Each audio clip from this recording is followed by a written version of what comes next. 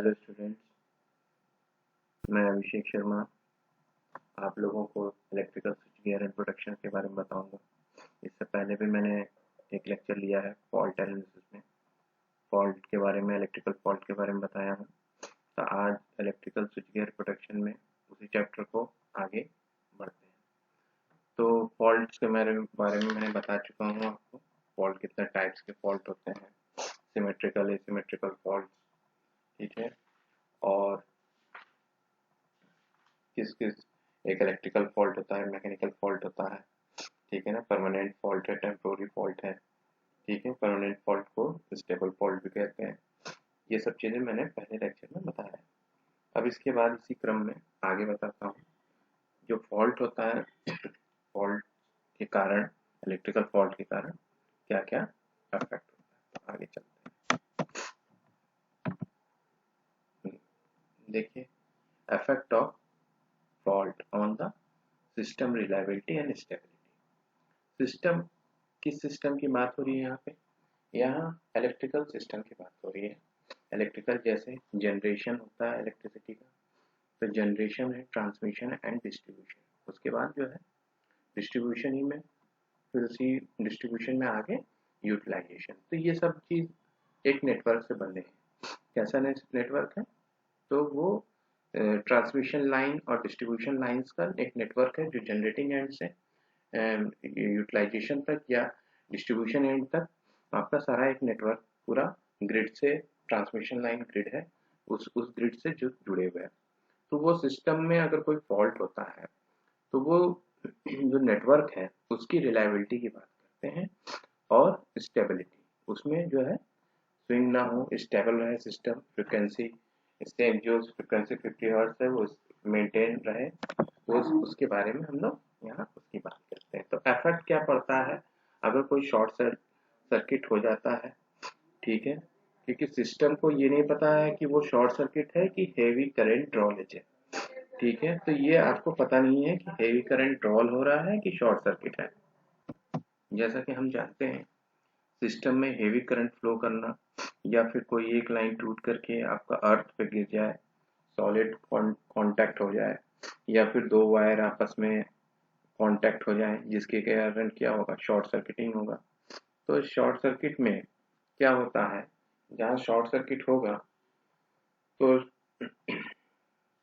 तो heavy current flow करेगा, और जिस पॉइंट पे शॉर्ट सर्किट है वहां पे हेवी करंट फ्लो करेगा।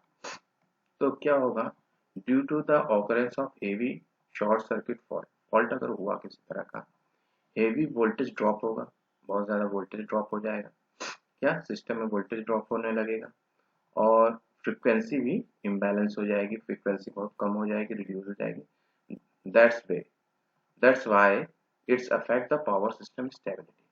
तो ये पावर सिस्टम की स्टेबिलिटी को अफेक्ट करेगा। जैसा कि ऊपर इसका हेडलाइन है कि effect of the fault, fault का क्या इफेक्ट पड़ेगा power system reliability and stability पे। तो स्टेबिलिटी और रिलायबिलिटी में एक संबंध होता है। तो जो स्टेबिलिटी होता है inversely proportional to fault current होता है, ठीक है। अब नेक्स्ट जानते हैं due to the occurrence of under voltage fault. जब अंडर वोल्टेज फॉल्ट होता है तो पहले वाले में तो एक चीज और भी है, सिस्टम क्या होता है, बहुत ज्यादा करंट फ्लो करेगा तो ओवर हीटिंग होने लगेगी। मान लीजिए कोई इंडस्ट्रीज है, कोई इंसुलेशन फेल्योर होने का चांसेस है, इसलिए कोई इंडस्ट्री में कोई मोटर है तो उसका इंसुलेशन फेल हो सकता है, ठीक है। और सप्लाई में क्या होगा तो इससे रिलायबिलिटी रिड्यूस होती है, कंडक्टर कट जाएंगे, मेल्ट हो जाएंगे, अगर शॉर्ट सर्किट आपस में हो गया तो शॉर्ट हो जाएगा, और करंट, हेवी करंट फ्लो करेगा इसके कारण। दूसरा जो है due to the occurrence of under voltage fault. तो इसमें क्या होगा, अंडर वोल्टेज फॉल्ट में जो मोटर चल रही है, कोई भी इंडस्ट्री में, कोई फैक्ट्री में जो मोटर चल रही है, उसमें क्या हो जाएगा कि जब वोल्टेज कम होने लगेगा सारा वोल्टेज तो आपको फॉल्ट साइड में जाएगा, सारा तो वोल्टेज जो सिस्टम का वोल्टेज है वो कम होने लगेगा। जब सिस्टम वोल्टेज कम होने लगेगा तो जो मोटर चल रही हैं, जो भी जहाँ पे इंडस्ट्री में जो मोटरें हैं, तो उसमें क्या होगा कि हेवी करंट जाएगा। जब वोल्टेज कम होगा तो करंट हेवी जाएगा, जब हेवी करंट जाएगा तो क्या होगा, इसका इंसुलेशन फेल्योर होने लगता है, ओवर हीटिंग होने लगती है और इंसुलेशन फेल्योर होने से क्या होता है कि इंसुलेशन उसका फेल कर सकता है, तो इससे भी सिस्टम रिलायबिलिटी पे अफेक्ट होता है और स्टेबिलिटी पे अफेक्ट। ठीक है, ये भी एक कॉज है। तीसरा कॉज आपका है due to the occurrence of unbalanced load. System को ये नहीं पता है कि वो फॉल्ट है कि आपका बहुत ओवर ड्रॉलिस करंट है, ये सिस्टम को नहीं पता रहता। तो सिस्टम तो जहाँ करंट जाता है, बहुत ज्यादा करंट जो है जिधर फ्लो हो रहा है, तो वो अनबैलेंस्ड को ओवरशूट कर जाता है। जैसे कि अगर कोई एक कंडक्टर अर्थ हो गया, तो नेक्स्ट दो कंडक्टर का जो करंट का जो वैल्यू है, या जो पावर सप्लाई होने का जो वैल्यू है, उसका मैग्नीट्यूड कम हो जाएगा, और जो सिंगल में है, जो जो अर्थ हुआ है या जहाँ जहाँ फॉल्ट हुआ है, उसका मैग्नीट्यूड हाई हो जाएगा, तो ओवरशूट कर जाएगा, वो मैग्नीट्यूड हाई हो जाएगा। तो इसके कारण जो है दूसरे जो लाइन है, जो दूसरी लाइन से है, उसमें क्या होगा, मैग्नीट्यूड उसका बहुत कम हो जाएगा, तो अनबैलेंस्ड हो जाता है इससे।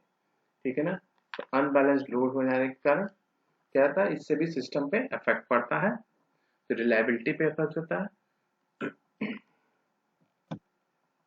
तो इसके कारण जैसे आपका अल्टरनेटर है जैसे, ठीक है, जो उसमें रेटेड कैपेसिटी उसकी जो है, रेटेड कैपेसिटी से अंडर क्या होता है, धाराओं का मान बहुत अधिक हो जाता है, तो जिसके होता है उसके अंदर का जो जो रोटर है, रोटर के अंदर का जो कोर है, ठीक है, उसका इंसुलेशन है, उसको भी जला देता है।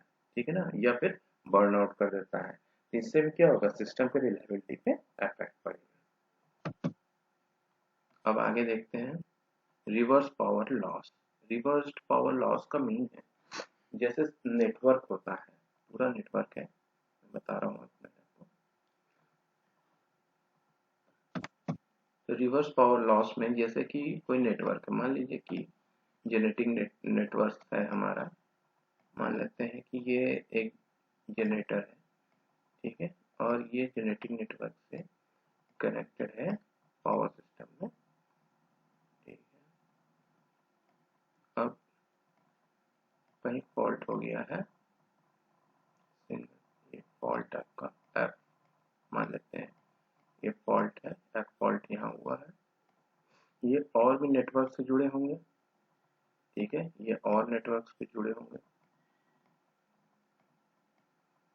ठीक है, हो सकता है यहाँ पे जनरेटिंग स्टेशन हो गई, तो कुछ सपोज मान लीजिए यहाँ फॉल्ट हो गया आपका तो फॉल्ट पे, ये जो फॉल्ट हुआ है आपका यहाँ पे, इस फॉल्ट से दोनों साइड से पावर लॉस, इधर से भी पावर कंज्यूम हो रहा है और ये इधर से भी पावर आपका आ रहा है, तो दोनों साइड से क्या हुआ, रिवर्स पावर लॉस हो गया, दोनों इधर से भी आ रहा है, इधर से भी आ रहा है, और कंज्यूम कहाँ हो जा रहा है, आपका ये अर्थ हो जा रहा है मान लीजिए। ठीक है, यह अर्थ हो गया, ये पावर, तो यहाँ आपका पावर लॉस हो जा रहा है। ठीक है तो यही रिवर्स पावर लॉस होता है, जो दोनों एंड से, सप्लाई एंड से जो पावर लॉस हो जाता है। ठीक है अब आप चलते हैं कि लॉस ऑफ सिंक्रोनिज्म। ठीक है, सिंक्रोनिज्म क्या चीज है, जब अल्टरनेटर आपका जो पावर जनरेट कर रहा है, जैसे कोई अल्टरनेटर किसी भी पावर सिस्टम में जुड़ा हुआ है, बहुत से अल्टरनेटर जुड़े हुए हैं हर जगह से जुड़े हुए हैं, जैसे गुजरात इलेक्ट्रिसिटी बोर्ड से कुछ जनरेटिंग स्टेशन जुड़े हैं, कुछ कुछ जो है आपके यूपी के जनरेटिंग स्टेशन हैं, कुछ आपके महाराष्ट्र के जनरेटिंग स्टेशन हैं, तो ऐसे बहुत जगह जनरेटिंग स्टेशन हैं। जनरेटिंग स्टेशन क्या करेगा कि आपका जनरेशन होकर के आपको ग्रिड पे सप्लाई मिल जाएगी, तो वो जो ग्रिड पे सप्लाई मिल रही है, कहीं फॉल्ट हो गया किसी एंड पे, कहीं जहाँ पे ग्रिड में फॉल्ट हुआ, तो फॉल्ट होने पे क्या होगा कि वो चांसेस क्या होता है कि सिंक्रोनिज्म लूज हो जाता है या लॉस हो जाता है सिंक्रोनिज्म का। तो जो अल्टरनेटर है, सपोज अल्टरनेटर मैं बना लेता हूँ यहाँ पे, सपोज ये पावर सिस्टम में एक अल्टरनेटर यहाँ बना लिया, अल्टरनेटर से तीन मान लीजिए सप्लाई निकल रहे हो, आर वाई बी तीन फेज है, तो मान लीजिए ये आर फेज था, ये वाई फेज है और ये बी फेज है, तीनों में से कोई एक फेज में प्रॉब्लम हो गई या फिर कोई एक फेज क्या हो गया, फॉल्टी हो गया। ठीक है ना, तो ये अल्टरनेटर जनरेशन जो कर रहा था, ये जनरेशन ना करके ये एज ए सिस्टम से जो ग्रिड है, जो पूल है पावर सिस्टम, जो इलेक्ट्रिसिटी का, उस वहां से उल्टा पावर ड्रॉलेज करने लगता है एज ए सिंक्रोनस मोटर बन करके। ये जनरेटर था, लेकिन जनरेटर ना होकर के वो अल्टरनेटर ना होकर के वो सिंक्रोनस मोटर बन जाता है और सिस्टम से इटसेल्फ पावर लेने लगता है। ठीक है, सिस्टम से पावर लेने लगता है, तो उल्टा जहाँ फॉल्ट हुआ उसके कारण तो है ही, और साथ में जो सिस्टम से और वोल्टेज ये और पावर, सॉरी पावर ये लेने लगा।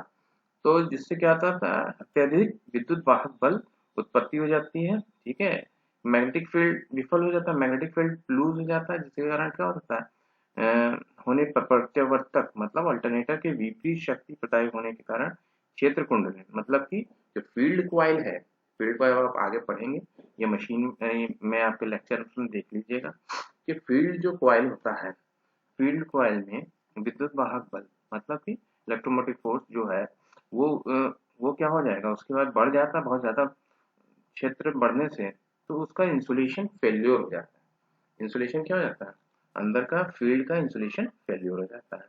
और क्या हो जाता है, हिल्लोर हंटिंग हो जाती है। दूसरा सिंक्रोनाइजेशन लूज हो जाता है, या लॉस इन सिंक्रोनाइजेशन, तो वो सिंक्रोनाइजेशन लॉस हो जाता है। और इंस्टॉल्ड, इससे वोल्टेज और फ्रिक्वेंसी दोनों गिर जाते हैं, वोल्टेज कम हो जाता है, मतलब कि इसमें बैलेंस नहीं, कभी वोल्टेज बढ़ेगा घटेगा, बहुत ज़्यादा सिंक्रोनाइजेशन लूज हो जाता है, तो under excitation over excitation machine जो है बार बार वो होते हैं, हंटिंग होने लगती है उसमें। ठीक है ना, तो ये सब चीज़ें कॉज ऑफ क्या इफेक्ट पड़ता है ऑफ फॉल्ट का सिस्टम रिलायबिलिटी में। ठीक है,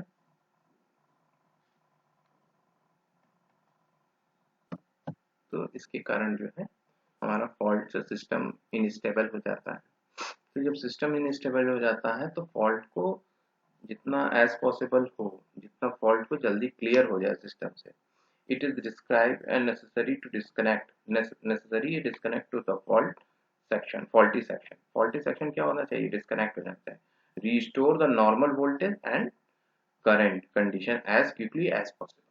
ठीक है, जैसा कि पॉसिबल हो जाए तुरंत में सिस्टम से हट जाए वो फॉल्टी चीज, और जो है क्योंकि वेरी हार्मफुल इफेक्ट देता है। ठीक है ना, इसका नेक्स्ट देखते हैं, नेक्स्ट स्लाइड पे क्या है।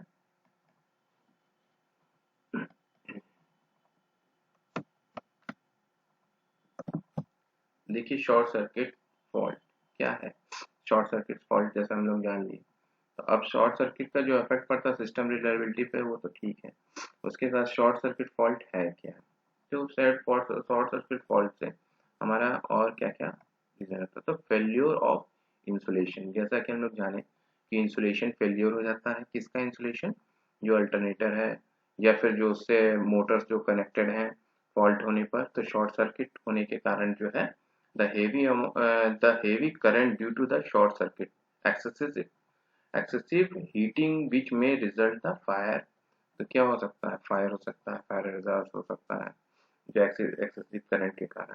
ठीक है, और दूसरा क्या है कि very harmful effect on the service, तो ठीक है, तो बहुत हार्मफुल इफेक्ट दे सकता है और चीज़ों पे, तो ये है फेल्योर ऑफ इंसुलेशन। दूसरा चीज़ और क्या हो सकता है, लाइन इंसुलेशन, इंसुलेटर। ठीक है, लाइन इंसुलेटर ट्रांसमिशन लाइन है, उसके इंसुलेशन है, वो क्या हो सकते हैं, गेट डैमेज्ड हो सकते हैं, डिस्ट्रॉय हो सकते हैं, रैप्चर हो सकता है।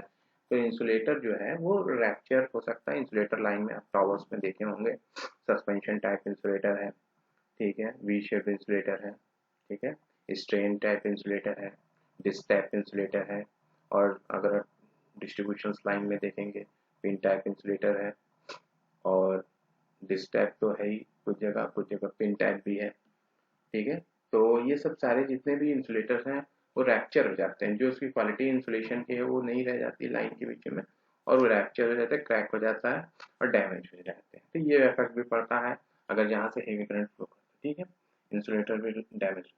ठीक है, due to the switching surge, अगर मान लीजिए कहीं शॉर्ट सर्किट हुआ है या कहीं, तो स्विचिंग सर्ज, स्विच आप ऑन ऑफ करेंगे उसके उससे स्विचिंग सर्ज बहुत ज़्यादा हेवी ऑफ करंट फ्लो कर जाएगा, जिसके कारण जो है स्विचेस जैसे स्पार्किंग हो सकती है, चैटरिंग हो सकती है, ठीक है। इसके साथ the effect of lightning stroke, अगर लाइटनिंग स्ट्रोक पड़ता है, it damage the switches, switches damage कर सकता है, जो आप स्विच ऑन ऑफ करेंगे उसको डैमेज कर सकता है, इक्विपमेंट्स डैमेज कर सकता है, और अप्लायंसेस को भी डैमेज कर सकता है। ठीक है, ये सब जरूरत नहीं है, ये सब तो इफेक्ट आता है शॉर्ट सर्किट या लाइटनिंग स्ट्रोक अगर पड़ जाए लाइन पे तब। ठीक है।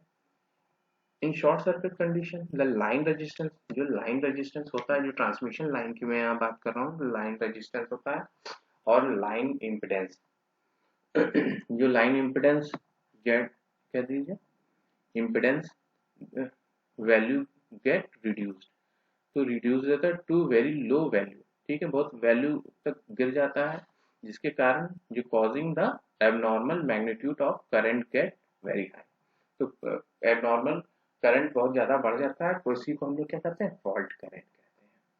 तो आज के लिए बस इतना ही सेशन में रखते हैं, नेक्स्ट सेशन में और जानेंगे इसके बारे में। ठीक है, धन्यवाद।